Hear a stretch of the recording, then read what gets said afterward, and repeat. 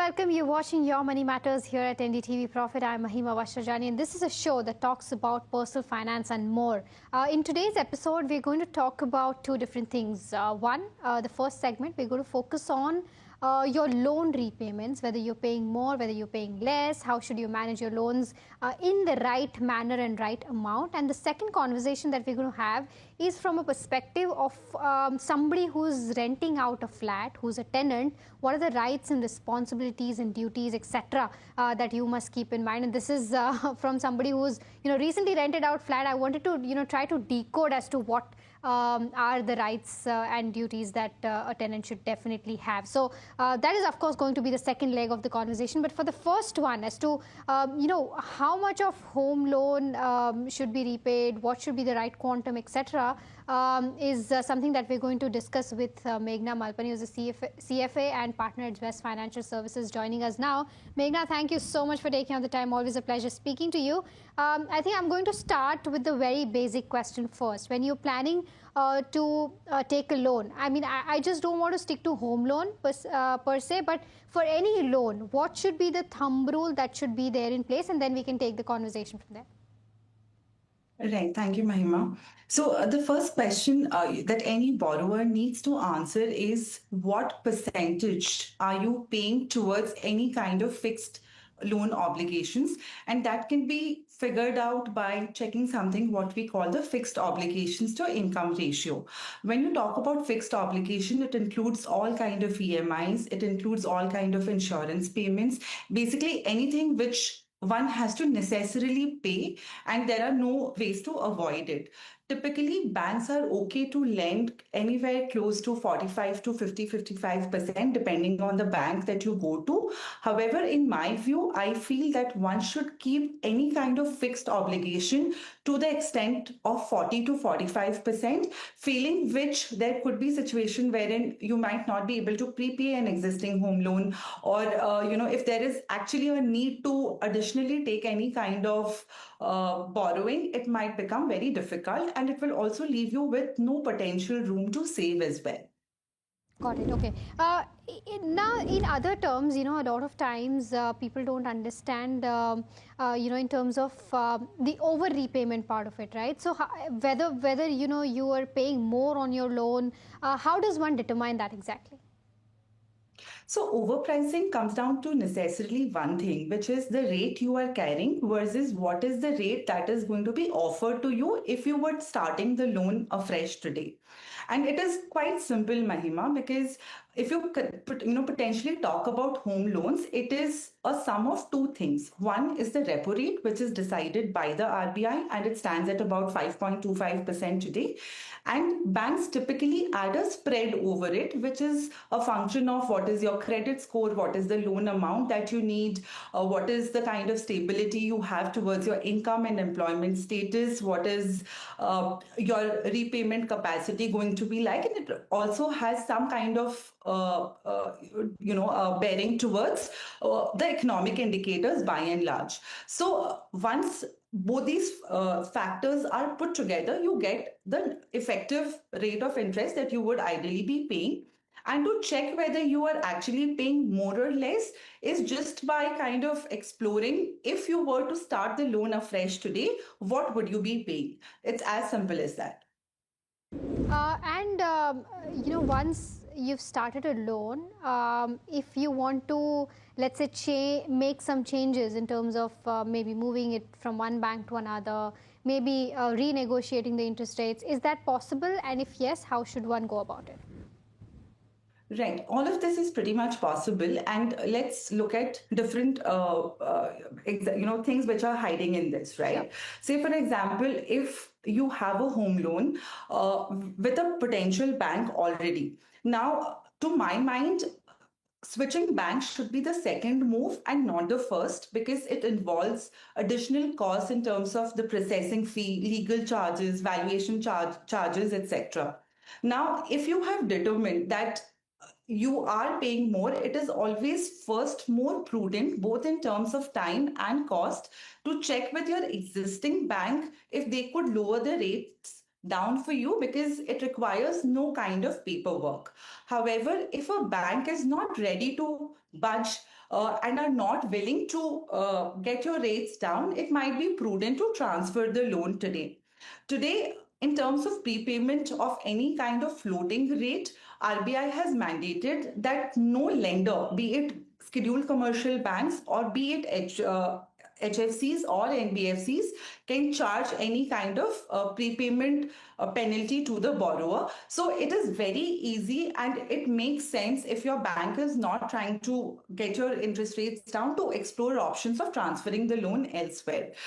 It is also important to note here that while you are deciding whether you're transferring the loan or not, it is also a function of how much of the loan is actually outstanding right now, what tenure is left as far as the loan is concerned, and what is the spread that you are getting by potentially moving a loan from one entity to the other.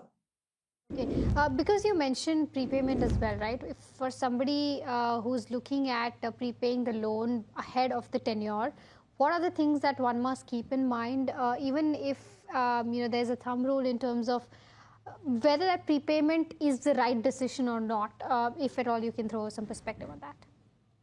Right. Mahima, I think it is very, very important to address this because if you look at how the home loan or any kind of EMI is structured, in the initial years of the loan, the EMI largely constitutes the interest payment and not the principal payment. If you're talking about a fresh 20-year loan, sometimes as high as 70 to 80% is just the interest cost. However, this is a classic dilemma which most borrowers kind of encounter, which is that in the initial years, it makes more sense to prepay the loan because you are kind of transferring or paying a larger part of the principal in the early years. However, in the initial years, sometimes there is not enough liquidity available, and sometimes there is just lack of inertia as well. What we have seen is that borrowers try to consider prepaying probably towards the fourth or fifth year, but the same amount, if you prepay earlier, is much more prudent than prepaying the home loan in the later years. That is something which is very, very important to consider.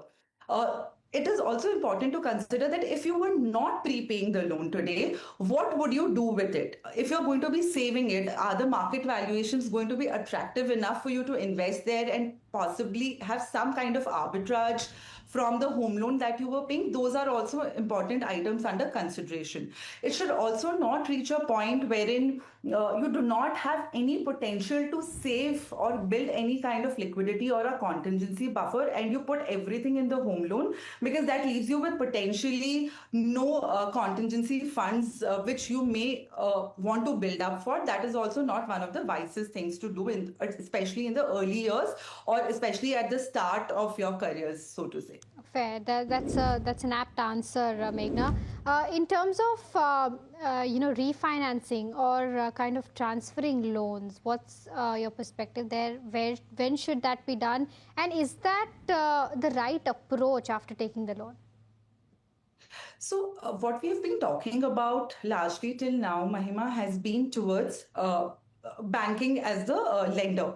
However, if you're with an NBFC, so let's just go back to the banks. The banks charge a repo rate plus a spread, and the repo rate is fairly fixed for everybody. There is no discrimination there. However, if you are kind of borrowing from a NBFC, they charge something called the prime lending rate, and over which they offer you a discount in terms of what to determine what would be your potential interest rate going to be. Now, this prime lending rate is something which is not known to anybody, and it is decided by the NBFC's board or the HFC's board, so to say. Now, if you feel that if you were to borrow the same loan from another bank and there is a substantial difference between it, it might just make sense to move from an NBFC or an HSC to a bank. Sometimes what happens is people resort to taking loans from these entities because probably they are self-employed or the income patterns are not very regular, or they have a potentially lower credit score. But what happens is that if you have spent close to about 18 months to 24 months paying the loan without any kind of defaults, it might just make sense to move to a more regulated entity where you know exactly what you are paying. Understood. Okay. In terms of interest rate determination, there's both fixed and floating, right? So what should one keep in mind while fixing the interest rate before they borrow the loan? Right. So I think in today's times in India, floating is the only way to go because Okay. most 90% of the home loans are only available in the floating rate regime. And let's also look at what is happening in India from a rate point of view. RBI is more towards holding the rates or cutting it because of where the macro indicators look like. Right. So that is one point. Second is, at least in a floating loan rate, as per the circular which came from RBI, all the home loan prepayments cannot have any kind of penalty. So it also gives you that kind of an option to prepay the home loan if need be, and if you have that additional kind of surplus. Also, what we have seen is that the interest rates on the floating rates are much lower compared to what is being offered in the fixed rate regime. I was only able to kind of see HDFC Bank, which offers something which is in a hybrid structure where the home loan rate is fixed only for 2 years, and after that it resets to a default floating rate regime. So to my mind, there is actually very few avenues which are available which offer you a fixed rate of regime as far as home loan rates are concerned. And even if they do, they charge you a very high premium for it because the bank is kind of absorbing the interest rate changes that could potentially happen over a 15 or 20-year time frame, which the loan could exist in reality. Last So, to question. my mind, Sure, go ahead. from a mathematical perspective, a floating rate is always better for most borrowers. However, if you're somebody who doesn't, who would lose sleep over, rates being changed every now and then, you would potentially opt for this, but you have to keep in mind that the rates that you are going to be paying are going to be very noticeably higher in a fixed rate regime. And when you do the math, I don't think it would make sense to opt for a fixed rate regime as far as home loans are concerned. Understood. Point taken. Just one last question. In terms of the general myths that people have while taking a loan and that one should completely avoid, what are those things that one must keep in mind? A quick list if you have. So I think the first important point is that loans which have been taken prior to 2019 are still linked to MCLR. As per RBI's data, which came in December 2025, 35% of home loans are still based on the MCLR framework, which is sticky and which typically increases the interest rates when the rates go up, but is not very flexible when the rates go down. So if you are somebody whose spread is attached to the MCLR, it might be prudent to go and approach your bank. That's point number one. Point number two, as far as repayment of the loan is concerned, as per the RBI circular, which came in January of 2026, no lender who offers a floating rate regime can charge a prepayment penalty, as I alluded to earlier. So that is something which is very important to note. And third is something that anytime you have a chance to prepay a loan, do it in the early years, because the savings that you do while paying in the early years is going to be much more than what you would do while paying the loan, while paying for the prepayment in the later years. Now, thank you so much for taking out the time and putting that into perspective and helping our viewers understand the right way to approach taking a home loan, car loan, etc. Thank you so much for taking out the time. Thank you, Mahima.